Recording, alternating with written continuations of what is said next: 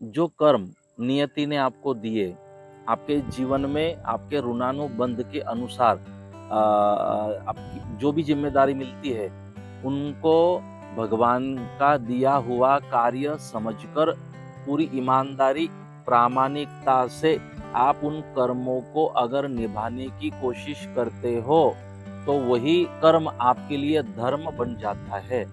अलग से कोई धर्म करने की जरूरत नहीं होती।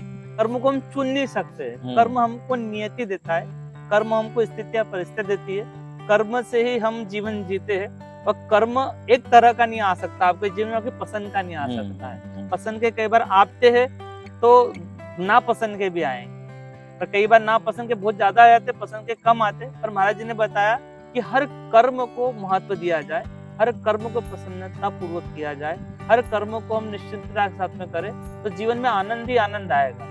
हम तो कहते हैं भगवान अगर सबको अपनी मृत्यु की तारीख बता देते ना, इस तारीख आपकी मृत्यु होगी, तो लोग तो जीते ही नहीं, काम करने छोड़ देते जीना ही छोड़ देते, हर दिन मरते लोग, हर दिन मरते कि बस एक दिन खत्म हुआ, अब बस मेरी मृत्यु नजदीक है। तो ये परेशानी है। तो हम इंश्योरेंस ले लेंगे लेकिन गुलाब जाम हमें छोड़ना नहीं। तो जो हम परेशान हैं, तो आप ढूंढिए किन चीजों से आप परेशान हो, उसका संशोधन करिए और पता चले कि हाँ, ये चीजें हमें मन को अप्रसन्न करती है, परेशान करती है, चिंताओं में ले जाती है, विचलित करती है, दुखी बनाती है, रुलाती है। तो आपको उन चीजों से परहेज करनी है, उन चीजों को त्यागना है, तो जीवन अपने आप एक आनंद की अनुभूति जीवन में हो सकती है। लेकिन जीवन में से जो समय जा रहा है, वो समय वापस नहीं लौटता। समय इसलिए अनमोल है, तो उस समय की कद्र करना, उसे जीना, उस समय को, वर्तमान को जीना, ये सबका उद्देश्य होना चाहिए। मैं मानता हूँ कि जीवन हमें उलझने के लिए भगवान ने नहीं दिया, लेकिन हम उलझने में ही जीवन को व्यतीत कर देते हैं। जी महाराज जी, बिल्कुल सही बोल रहे हैं। हाँ कि वैसे जीवन एक उलझन नहीं है। हाँ, जीवन एक बहुत एक अच्छा समय भगवान परमात्मा ने हम सबको दिया है। और फिर एक समय ऐसा आता है जब हम जीवन की समस्याओं से लड़ते लड़ते थक जाते हैं, परेशान हो जाते हैं और एक लंबा समय किसी कार्य कर्म क्षेत्र में लंबे जीवन जीते जीते लगा देते हैं और हमको पता नहीं चलता हम क्या कर रहे हैं। काफी सारे स्टूडेंट्स के लिए भी ये प्रश्न होगा आपकी तरफ से, जो लोग मेहनत और परिश्रम कर रहे हैं किसी उद्देश्य की पूर्ति के लिए, या कोई ऑब्जेक्ट को लेकर आप अपना कोई ताकत शक्ति लगा रहे हैं, वो सही है या नहीं है? जीवन को गुजारते हैं, जीवन को जीते नहीं। गुजारना अलग है, जीना अलग है। और गुजारने का मतलब है कि आज का दिन आया, वो बीतेगा, फिर कल, फिर धीरे धीरे उम्र हो जाएगी और फिर जीवन खत्म हो जाएगा। इसलिए जीवन भगवान ने नहीं दिया। एक एक पल जो है हमारे सबके जीवन का, वो अनमोल है।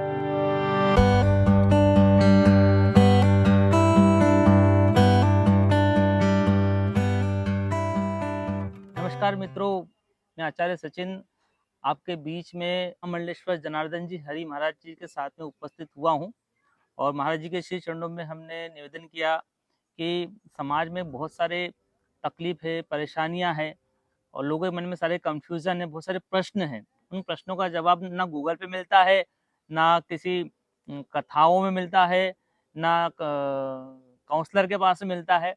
और उन प्रश्नों का चिंतन मंथन भी शायद लोग भूल चुके हैं। और फिर एक समय ऐसा आता है जब हम जीवन की समस्याओं से लड़ते लड़ते थक जाते हैं, परेशान हो जाते हैं और एक लंबा समय किसी कार्य कर्म क्षेत्र में लंबे जीवन जीते जीते लगा देते हैं और हमको पता नहीं चलता हम क्या कर रहे हैं। तो महाराज श्री प्रणाम आपके श्री चरणों में। आप छोटे से निवेदन पर लोगों की जिज्ञासाओं को शांत करने के लिए आपने हमसे समय दिया और इस समय में लोगों को भी बड़ा अच्छा लगेगा, मुझे लगता है। जहाँ तक आप कमेंट में जरूर बताइएगा कि महाराज जी ने जो समय दे रहे हैं 15-15 मिनट का, तो महाराज जी की कथा लगभग 3-3.5-4 घंटे तक की होती है और छोटे छोटे कथानकों में को हम लेकर आए आपके बीच में, ताकि हम छोटी छोटी बातों को रोज सुन सके और अपने जीवन में इसको अपना सके। तो महाराज जी, इस आज का जो टॉपिक हमने लिया है कि लोग जीवन लक्ष्य के बारे में अवेयर नहीं है और न जीवन लक्ष्य के बारे में ज्यादा सोचते हैं जब जीवन लक्ष्य की बारी आती है या करियर को बनाने की बारी आती है या व्यापार या पढ़ाई करने की बारी आती है, छोटे स्टूडेंट को सब्जेक्ट सिलेक्शन की बात आती है, तो वो लक्ष्य नहीं तय कर पाते हैं या किसी को और को देख के लक्ष्य तय कर लेते हैं। और जब वो लक्ष्य को तय कर लेते हैं किसी और को देखकर, उसमें पूरी मेहनत, पूरी ताकत, पूरी शक्ति, पूरी ऊर्जा लगा देते हैं और जब वो लक्ष्य को पा लेते हैं और पाने के बाद में उनको लगता है कि ये लक्ष्य तो हमको संतुष्टि नहीं दे रहा है, ये हमें शांति नहीं दे रहा है, हम अभी भी विचलित है और उनको लगता है कि कुछ और लक्ष्य होना चाहिए था जीवन का और वो ढूंढ भी नहीं पाते उस समय, क्योंकि जीवन के उस पड़ाव को वो खो चुके होते हैं। तो किस तरह से हमको जीवन के अलग अलग पायदानों पर अलग अलग जो समय आती है जिसको हम बोलते हैं कि टर्निंग पॉइंट आया लाइफ का, तो वो किस तरह से हमको कैसे लक्ष्य का निर्धारण करके एक आत्मसंतुष्टिपूर्ण जीवन जीना चाहिए। काफी सारे स्टूडेंट्स के लिए भी ये प्रश्न होगा आपकी तरफ से। जो लोग मेहनत और परिश्रम कर रहे हैं किसी उद्देश्य की पूर्ति के लिए या कोई ऑब्जेक्ट को लेकर आप अपना पूरी ताकत शक्ति लगा रहे हैं, वो सही है या नहीं है, इसके लिए हम महाराज जी के तत्व दर्शन को, उनके दर्शन को, उनके ज्ञान से जानेंगे कि क्या हम किस तरह से इस प्रश्नों का उत्तर पा सकते हैं। महाराज श्री जी प्रणाम। सभी दर्शकों को भी मैं प्रणाम करता हूँ और सबको जय गुरुदेव। ये आज वर्तमान समय में ये जरूरी सवाल है जो आपने पूछा, और आपका ही नहीं तो मैं मानता हूँ आज ये सब के जीवन का ये सवाल है और सभी इसी सवाल में उलझे हुए हैं जी। लेकिन मैं मानता हूँ कि जीवन हमें उलझने के लिए भगवान ने नहीं दिया जी। लेकिन हम उलझने में ही जीवन को व्यतीत कर देते हैं। जी महाराज जी, बिल्कुल सही बोल रहे हैं आप। हाँ कि वैसे जीवन एक उलझन नहीं है। हाँ। जीवन एक बहुत एक अच्छा समय भगवान परमात्मा ने हम सबको दिया है। कल भी जैसे मैंने एक जगह कहा था, शायद जी। अपने शिविर में ही जब हाँ। काउंसलिंग चल रही थी, जी। कि हम जीवन को जीते हैं, जीवन को गुजारते हैं, हाँ, ये जीवन शब्दों को जीते नहीं है। जीते नहीं हैं। गुजारना अलग है, जीना अलग। और गुजारने का मतलब है कि आज का दिन आया वो बीतेगा, फिर कल, फिर धीरे धीरे उम्र हो जाएगी और फिर जीवन खत्म हो जाएगा। इसलिए जीवन भगवान ने नहीं दिया। एक एक पल जो है हमारे सबके जीवन का वो अनमोल है। अनमोल। देखिए अगर तबीयत आपकी बिगड़ती है तो जैसे हम ये प्राकृतिक चिकित्सा कराते हैं, जी। इस तरह से आप दवाई करा के शरीर बीमारी को ठीक कर सकते हो। पैसों में नुकसान हुआ, मेहनत से कमा सकते हो, और जो विद्या आपके पास में थी उसका विस्मरण हुआ तो अभ्यास करोगे तो विद्या की भी पुनः प्राप्ति आपको होगी। जी। सब पुनः प्राप्त हो सकता है, लेकिन जीवन में से जो समय जा रहा है वो समय वापस नहीं लौटता। समय इसलिए अनमोल है, तो उस समय की कद्र करना, उसे जीना, उस समय को, वर्तमान को जीना, ये सबका उद्देश्य होना चाहिए। जैसे कई समस्याएं सबके जीवन में है और कोई मुझे पूछते हैं कि ये इतनी सारी समस्या क्यों, मैं कहा जीवन है इसलिए। जहाँ जीवन है वहाँ समस्या है, समस्या है।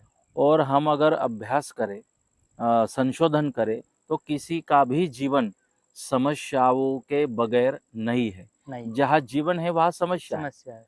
आज अच्छा एक ये किया आपने, एक विषय भी इस तरह से रखा जी। और तथागत बुद्ध भगवान की। श्री गौतम बुद्ध जी की प्रतिमा को आपने यहाँ रखवाया, जी। उनके सनिधि में बैठकर हम ये चिंतन कर रहे हैं।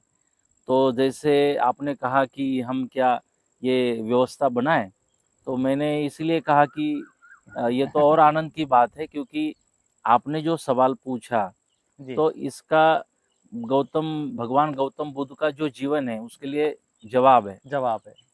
मैं मानता हूँ कि हमारे जीवन में जो भी सवाल हो तो आप भगवान तथागत गौतम बुद्ध जी के चरित्र को पढ़िए, आपको उत्तर मिल उसमें जाएगा। सारे सवाल के जवाब उनके चरित्र में मिलते हैं। इतना दिव्य चरित्र भगवान गौतम बुद्ध का है। उनके जीवन में भी संघर्ष रहा, और जैसे आपने कहा कि जीवन को जीते समय हर एक परेशानी है, संघर्ष है। जी हम जैसे बच्चों का सवाल हो एडमिशन को लेकर, या तो हमारे जीवन के बारे में जो भी सवाल हो, बहुत कठिनाइयाँ है, बहुत मुश्किल है। कैसे इससे हमको बाहर निकलना है। तो भगवान गौतम बुद्ध जी के वहाँ कौन कमी थी, लेकिन उन्होंने जीवन को समझा, जी जीवन को परखा, जीवन के महत्व को जब जान लिया कि एक एक पल हमारा कितना अनमोल है, जीवन कितना अनमोल है, ये समझने के बाद ही उन्होंने अपना राजपाट, सारी व्यवस्थाएं, भौतिक सुखों का त्याग वो कर पाए। हाँ, होता क्या है कि हम समस्याओं से परेशान भी है, और समस्या जिन कारणों से आती है उन कारणों को हटाने के लिए भी तैयार नहीं है। ये बड़ी समस्या है। कि जिन चीज़ों से बीमारी आती है, हम इंसुलिन ले लेंगे, लेकिन गुलाब जाम हमें छोड़ना नहीं है। छोड़ना नहीं।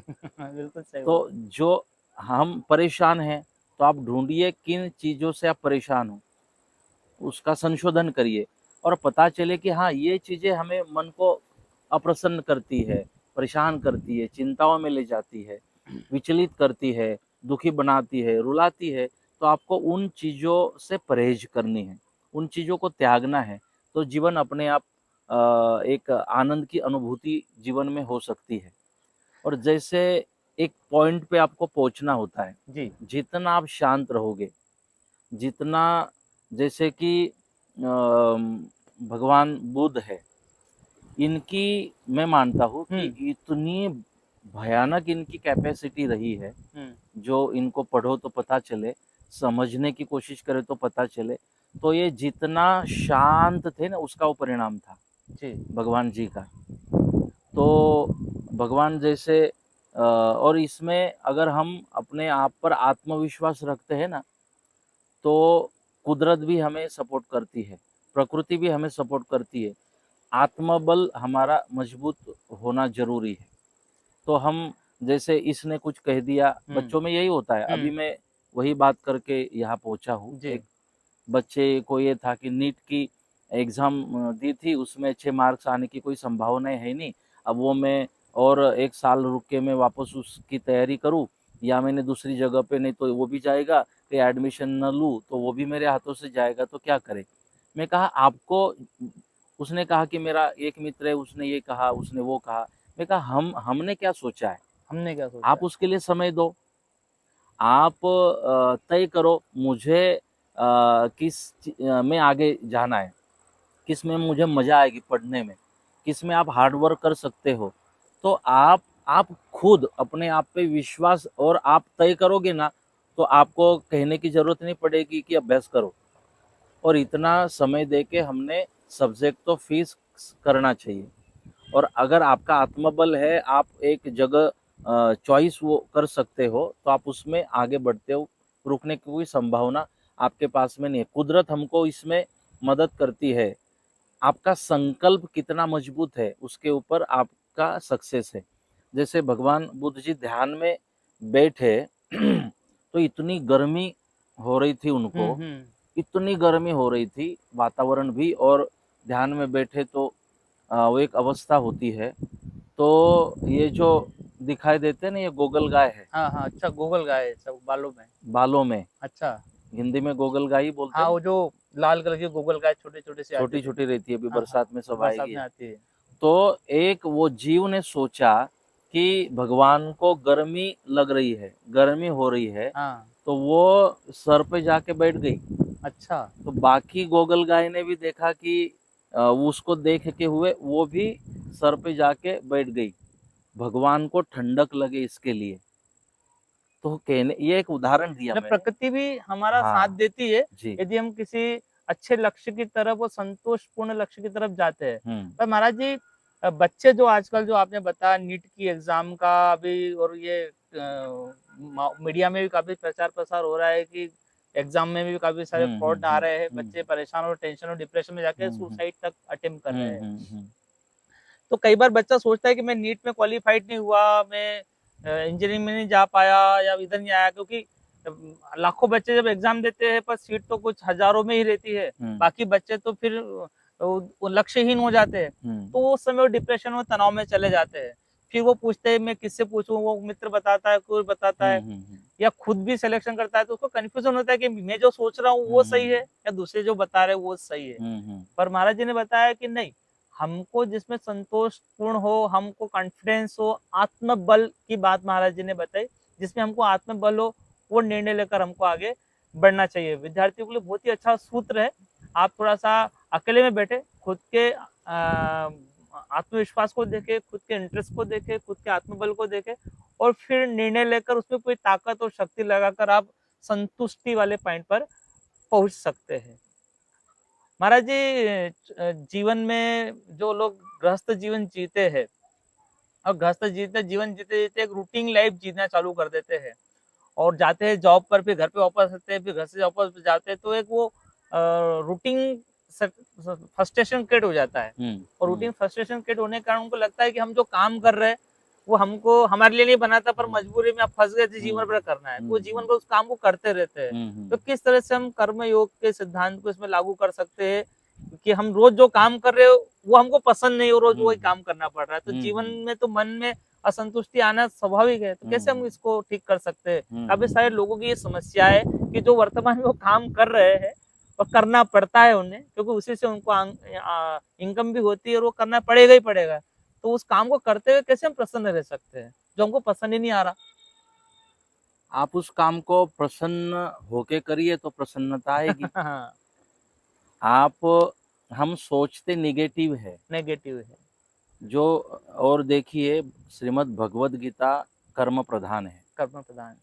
भगवान ने हमेशा कर्म को महत्व दिया है कि आप कर्म करने पर आपका अधिकार है। माँ फलेषु कदाचन, कि फल के ऊपर आपका अधिकार नहीं है, ऐसा भगवान नहीं कह रहे। अच्छा, आप कर्म करो फिर अधिकारी बनते हो, फिर अधिकारी बनते। हाँ, फिर उसमें कितना देना है और क्या देना है और आपके लिए अच्छा क्या है वो मेरे पे छोड़ दो। आप आपकी जिम्मेदारी पूरी करो तो मैं अपनी जिम्मेदारी के लिए मैं तैयार बैठा हूँ। हाँ, आप सोचोगे कि मराठी में बोलते हैं, असेल माझा हरी तो देईल खाटल्यावरी। अगर मेरा भगवान होगा तो मैं खाटले पे बैठा हूँ, बेड पे सोया पड़ा हूँ, बिना कर्म करे सब कुछ मिलता रहे, नहीं होता। तो क्या है ना कि ये हमारी जिम्मेदारियां है। अभी मेरा जीवन है या आपका है, सबका जीवन है, सबके जीवन में हम जैसे सोचते वैसे बन नहीं पाता, और ये अच्छा भी है। हाँ, तो पर आदमी तो ये सोचता है महाराज जी, मैं जो सोचूं वो होना चाहिए। यही परेशानी है, यही परेशानी है, और इसी से लोग परेशान है कि हम, फिर हमारी सोच तो सबको पता है ना क्या है, हमारी सोच तो ये है दुनिया में किसी का नहीं, भगवान सबका भला करे, शुरुआत मेरे से करे, कि मेरे से सारी शुरुआत हो। दुनिया में भला अगर होना हो तो पहले तो मेरा ही हो। तो अगर ये सोच भी भगवान हमारे जैसे भी, इसके भी कई उदाहरण में कथा में दिया करता हूँ कि हमारे सोच के जैसे भगवान ने मृत्यु की तारीख हमें नहीं बताई ना, वो अच्छा किया। हम तो कहते हैं भगवान अगर सबको अपनी मृत्यु की तारीख बता देता ना, इस तारीख आपकी मृत्यु होगी, तो लोग तो जीते ही नहीं, काम करने छोड़ देते। जीना ही छोड़ देते, हर दिन मरते लोग, हर दिन मरते कि बस एक दिन खत्म हुआ, अब बस मेरी मृत्यु नजदीक है। तो ये परेशानी है। तो मैं ये मानता हूँ स्वयं, जो मेरा अनुभव है, और आज मैं भी मेरे अपने जीवन में जो कुछ कर पाया, मेरे गुरुजी थे गुरुदेव जगन्नाथ जी महाराज, तो वो जो भी काम मुझे देते थे ना, तो मैंने कभी मना नहीं किया। अच्छा, वो आपने कभी सोचा ही नहीं कि ये काम मुझे पसंद नहीं है? नहीं, पसंद नापसंद वाला मामला ही नहीं था? नहीं, मतलब कर्म योग कर्मसु कौशलम वाली उक्ति कृतार्थ होती थी। हाँ, तो गुरुजी ने कहा, मेरी इच्छा थी कि ये त्रैमासिक चालू कराना है, 3 महीने में 1 अंक निकलना चाहिए। तो हम किसी को, तो गुरुजी ने कहा अगर करना चाहते हो खुद करो। तो मैंने वो भी तैयारी की। फिर गुरुजी ने कहा कि ये ऑडिट का आपको काम संभालना पड़ेगा संस्था का, वो स्वयं करते थे। जी फिर धीरे धीरे मुझे पकड़ाया, तो मैंने वो भी मना नहीं किया, जबकि मैथ मेरा बहुत कमजोर कमजोर था। पसंद भी नहीं। हाँ, कमजोर इसलिए रहता है कि पसंद नहीं पसंद भी नहीं था रहता। और उतने मार्क्स भी नहीं थे और उतना मुझे वो नहीं था, पर मतलब कर कुछ भी। किया। लेकिन गुरुजी ने बताया तो मैंने कहा कि चलिए मैं कोशिश करता हूँ।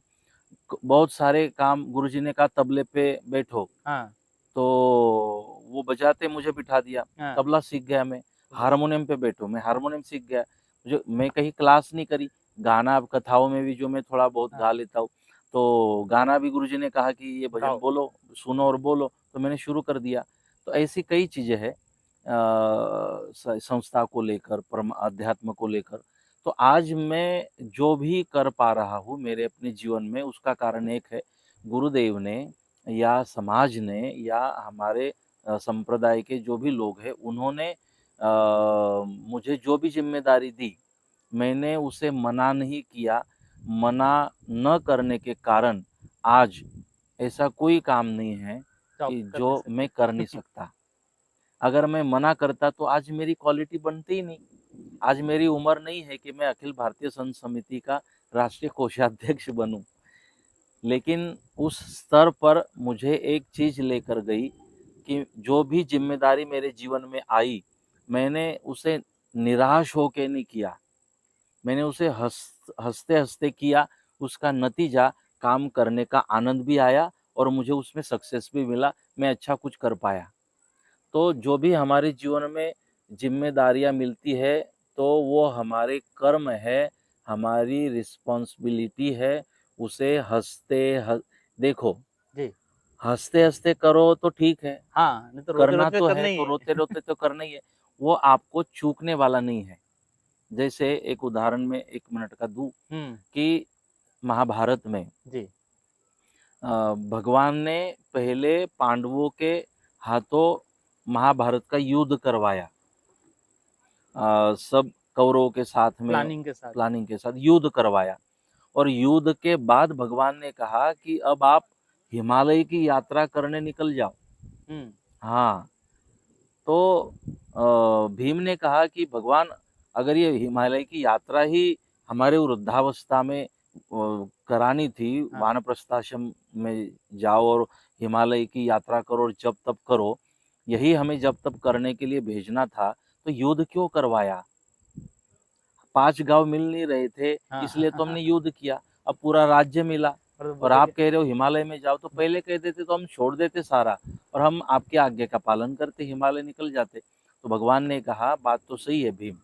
पांडवों को कहा, जब अगर युद्ध से पहले अगर मैं आपको कहता कि हिमालय निकल जाओ और वानप्रस्थाश्रम में जाके जब साधना करते करते अंतिम श्वासों तक भगवान का स्मरण करते हुए श्वास को छोड़ना है, जीवन को त्यागना है, मैं तब इसलिए मैंने नहीं कहा क्योंकि तब दुशासन दुर्योधन जिंदा थे। जिंदा।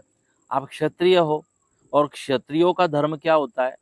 क्षत्रियों का धर्म होता है, पहले जो ऐसे दुशासन दुर्योधन है जो माता बहनों की इज्जत लेते हैं, अबरू लेते हैं, तो ऐसे अधर्मियों का विनाश करना एक क्षत्रियों का पहला धर्म है। पहला धर्म।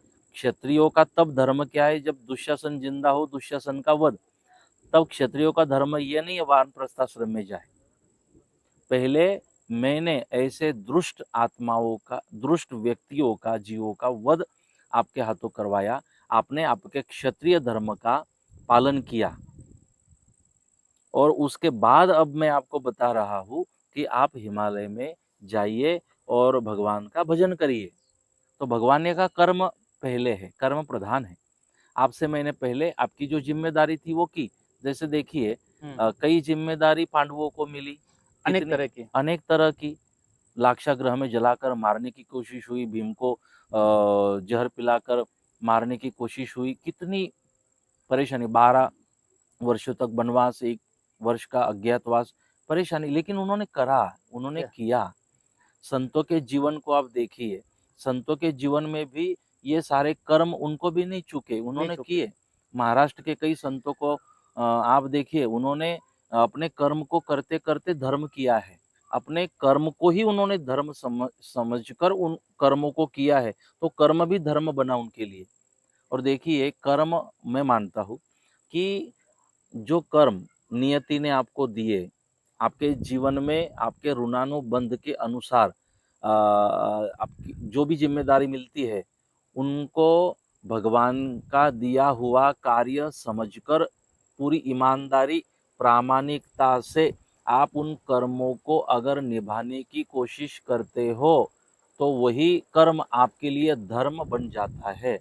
अलग से कोई धर्म करने की जरूरत नहीं होती, जब आप ईमानदारी से आपके कर्मों को किए जा रहे हो। जी। जैसे कि कोई करियाना की दुकान है, किराना दुकान। है, तो कोई वहां पे आया कि 100 रुपए में हमको ये चीनी चाहिए, तो 100 रुपए में जितनी चीनी आती हो, ईमानदारी से दुकान वाला उसको 100 रुपए में जितनी आती हो ना, कम नहीं और ज्यादा नहीं, उसको ईमानदारी से 100 रुपए में जितनी चीनी आती है वो देने का काम करे। तो वो काम भी, वो कार्य भी आपके लिए, कि आपके कर्मों और कर्मों के सुधार के लिए धर्म है, और कर्म सुधरे हुए ही वो तो वो धर्म ही है। तो आपको अलग से कुछ करने की जरूरत नहीं है। जो भी मैं मानता हूँ, देखिए, कर्म जो है उसका फल भुगतना है, और आपको जो भी काम करना है वो करना ही, कैसे भी हंसते रोते करना है। आप हंसते हंसते करोगे तो 2 फायदे हैं, काम करने का आनंद आएगा, और दूसरा सक्सेस मिलेगा, उसका रिजल्ट, संतुष्टि मिलेगी, अच्छा आएगा। तो तात्पर्य यह है, कर्मों से, जिम्मेदारियों से भागिए मत। आप उन जिम्मेदारियों को, आज भी मेरे ऊपर अगर कोई जिम्मेदारी आती है, तो मैं अगर कर सकता हूँ तो मैं उसे बिल्कुल स्वीकारता हूँ। और मैं ये मानता हूँ कि आज अगर मेरे ऊपर इतनी जिम्मेदारी आई होगी, तो शायद ये मेरी कैपेसिटी है, मैं इसे कर सकता हूँ, इसीलिए तो सामने वाले ने मुझे कहा, तो मैं उसे करता हूँ। और करने में मुझे भी आनंद आता है, और हो जाने के बाद तो और आनंद आता है कि मैंने किया। तो जो फीलिंग होती है वो आत्मविश्वास को बढ़ाती है। तो मित्रों, बहुत ही अच्छा सूत्र हमें मिला कि कर्म को हम चुन नहीं सकते, कर्म हमको नियति देता है, कर्म हमको स्थितियां परिस्थिति देती है, कर्म से ही हम जीवन जीते हैं। और कर्म एक तरह का नहीं आ सकता आपके जीवन में, आपकी पसंद का नहीं आ सकता है। पसंद के कई बार आते हैं तो नापसंद के भी आएंगे, पर कई बार नापसंद के बहुत ज्यादा आ जाते, पसंद के कम आते। पर महाराज जी ने बताया कि हर कर्म को महत्व दिया जाए, हर कर्म को प्रसन्नता पूर्वक किया जाए, हर कर्म को हम निश्चिंतता के साथ में करें, तो जीवन में आनंद ही आनंद आएगा। क्योंकि कर्म तो आपको पसंद, हर चीज पसंद की नहीं मिल सकती है ना। अब कोई गृहिणी है, उसको रोज भोजन बनाना है, तो बोले मुझे रोज भोजन बनाना पड़ता है, खुशी खुशी बनाएगी तो उनको लिए अच्छा रहेगा, क्योंकि बनाना तो है ही। कोई स्टूडेंट है, 10 सब्जेक्ट होते हैं, पर हर सब्जेक्ट पसंद का थोड़ी होता है, बिना सब्जेक्ट का भी उसको पूरा करना ही पड़ता है, खुशी और प्रसन्नता पूर्वक किया जाए। यदि गलती से आप कोई सब्जेक्ट ले चुके और आपको पसंद नहीं आ रहा, तो उसको पसंद बनाया जा सकता है। एक नई विचारधारा महाराज जी ने दी। हमारे दिमाग में अभी तक ये था कि हमको अपने पसंद के हिसाब से सब्जेक्ट लेना चाहिए, अपने पसंद के हिसाब से हमको नौकरी ढूंढना चाहिए। पर आप कभी भी किसी भी हर परिस्थिति में, महाराज जी ने बताया कि मुझे हर जीवन की हर जो चीज आते गई, मैंने मना नहीं करी, मुझे पसंद थी नापसंद की उसको विचार नहीं किया, मैंने किया। मेरी कमजोरी थी मैथमेटिक्स, उसके बावजूद ही महाराज जी ने इतनी बड़ी करोड़ों की संस्थाओं को संचालित कर रहे हैं। अकाउंटेंट को, इंजीनियर को, डॉक्टर को, प्रोफेसर को, सीए जैसे लोग महाराज जी के पास में शिक्षा लेने के लिए आते हैं। कारण एक ही रहा, यदि वो मैथमेटिक्स उनका कमजोर था, महाराज जी खुद ही बोले मेरा कमजोर था, मुझे पसंद भी नहीं था, पर उन्होंने उस कर्म को उस समय कभी दूर कर दिया होता, तो आज वो उनकी जो क्वालिटी बन के आई, जो मल्टीपर्पज काम कर पा रहे, एक संत होने के बावजूद भी ये नहीं कर पाते। तो महाराज जी के खुद के जीवन से भी, महर्षि गौतम के जीवन से भी आप अपने जीवन को जोड़ के देखिए, और हमेशा खुश रहकर, प्रसन्न रहकर हर कर्म को कीजिए। कर्म कोई भी खराब नहीं होता, काम कोई भी खराब नहीं होता, ना छोटा होता है ना बड़ा होता है। महाराज जी ने हमको ये सूत्र दिए, महाराज जी के श्री चरणों में बहुत बहुत धन्यवाद करते हैं। ऐसे सूत्रों को लेकर हम बार बार आते रहेंगे, जीवन से जुड़ी हुई समस्याओं पर हम चर्चा करते रहेंगे, और जीवन की समस्याओं का निराकरण महाराज जी के श्री चरणों, महाराज जी के मुखारबिंद से हम पाते रहेंगे। आप इस चैनल को जरूर सब्सक्राइब कर दीजिए। ये चैनल महाराज जी के नाम से ही है, जनार्दन जी महाराज के नाम से। और ये जो शूटिंग हम कर रहे हैं, तुलसी हेल्थ केयर सेंटर पर बैठकर कर रहे हैं, जहाँ पर हम प्रति माह 5-5 दिन के शिविर चलाते हैं। लोग अपने शारीरिक स्वास्थ्य की समस्या को लेकर भी आते हैं, मानसिक समस्या को लेकर आते हैं। महाराज जी के साथ में भी उनको रहने का मौका मिलता है और यहाँ पे चिकित्साएं भी होती है। पंचकर्म की उम्दा किस्म रहने की व्यवस्था है और रुकने की काफी सारी व्यवस्थाएं है। इसके वीडियो को लास्ट में हम एक ड्रोन से शूट किया सेंटर का वीडियो भी डालेंगे, आप जरूर आइए। महाराज जी बहुत बहुत धन्यवाद, आपने समय दिया और इतने छोटे से बड़ी एक बहुत बड़ी समस्या, मैं जब प्रश्न पूछ रहा था तो मुझे भी लग रहा था इसका जवाब कितना कठिन हो सकता है, पर वो इतना सरल था और वास्तव में जीवन में अपनाने योग्य था। काफी सारे बच्चों ने, गृहिणियों ने और जो लोग नौकरी कर रहे हैं और नौकरी करते करते फ्रस्ट्रेट हो जाते हैं और कहीं घूमने के लिए चले जाते हैं, फिर वापस घूमते समय सोचते हैं कि चलो वापस नरक में जाना है, ये शब्दों का उपयोग करते हैं लोग। पर अब लोग ये नहीं करेंगे, अब लोग काम पे जाएंगे तो ये भी सोचेंगे कि हम जैसे घूमने के लिए जाते हैं वैसे काम के लिए भी जा रहे हैं। तो ये प्रसन्नता पूर्वक किया गया कर्म आपको जीवन में संतुष्टि के पॉइंट पर लेकर जाएगा। बहुत बहुत धन्यवाद, सबको प्रणाम।